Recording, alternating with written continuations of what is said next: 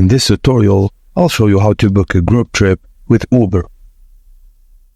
Firstly, launch the Uber app on your smartphone and go to the Service tab located in the bottom menu of the app.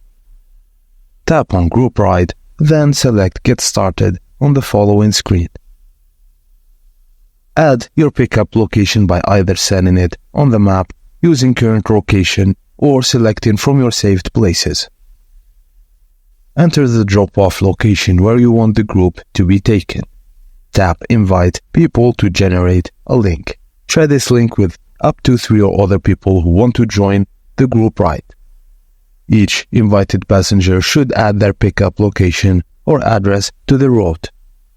Once everyone has joined the group ride, you can see an overview of the entire route, including all pickup and drop-offs location.